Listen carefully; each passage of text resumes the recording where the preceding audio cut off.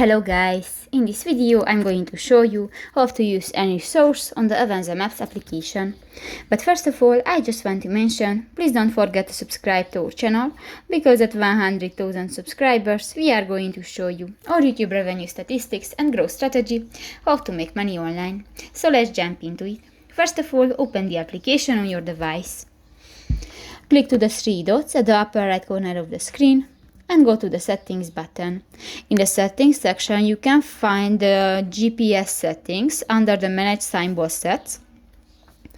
And here you can find the first option, the use any source. Click that and you can find three options: use any source, use only external source, and the use only internal source. And just click that, for example the last option, and just click to the next circle icon. So that's pretty much it for this video, guys. See you in the next one. Bye bye.